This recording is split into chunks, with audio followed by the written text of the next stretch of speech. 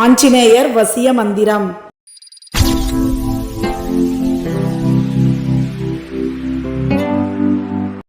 குருவே சரணம், குருவின் திருவடியே சரணம். எவரை மறவேனும் குருவை மறவேன், எவரானை மறவேனும் குருவானை மறவேன்.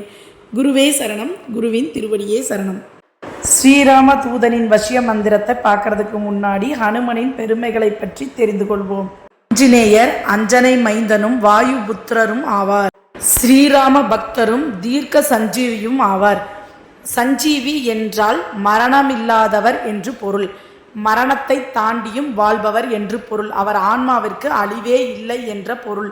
சிவபெருமானின் தீவிர பக்தர் கிருஷ்ண பரமாத்மா. கிருஷ்ண பரமாத்மாவின் பக்திக்கு மெச்சி ராம அவதாரத்தில் சிவபெருமானே ஆஞ்சநேயராக அவதரித்தார். சிவபெருமான் ஆதியும் அந்தமும் அற்றவர், அதாவது தொடக்கமும் முடிவும் அற்ற தீர்க்க சஞ்சீவி. அவர் ஆன்மா நிலையானதே. அவர் மந்திரத்தை சித்தி செய்வது அவ்வளவு சாதாரணமான காரியம் அல்ல. அவ்வளவு எளிதாக இவர் மந்திரத்தை சித்தி செய்துவிட முடியாது. இந்த மந்திரத்தை சொல்ல ஆரம்பித்ததிலிருந்தே சிறு சிறு தடைகளும் பல சோதனைகளும் வரும். அதையும் தாண்டி இந்த ஹனுமான் மந்திரத்தை சித்தி செய்துவிட்டால் எவராலும் உங்களை அசைக்க முடியாது. எந்த ஒரு துஷ்ட சக்தியாலும் உங்களுக்கு தடை ஏற்படாது.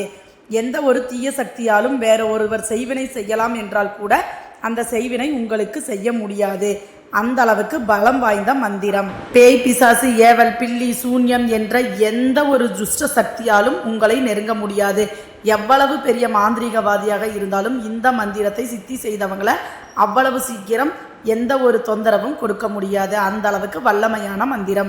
சனி திசை, சனி புத்தி, ஏழரை சனி நடப்பவர்கள் கூட இந்த மந்திரத்தை கூறினால் அந்த தாக்கத்திலிருந்து முழுமையாக விடுபடலாம். அந்த அளவுக்கு பலமான மந்திரம். உங்களுக்கு உடற்கட்டாகவும் இந்த மந்திரம் இருக்கும்.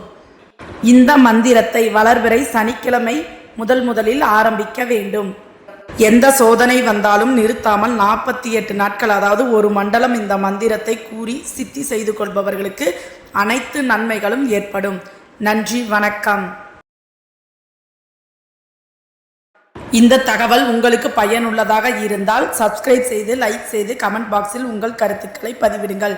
நன்றி, வணக்கம். கோவை மாவட்டம் முத்துலட்சுமி, காளி உபாசகர்.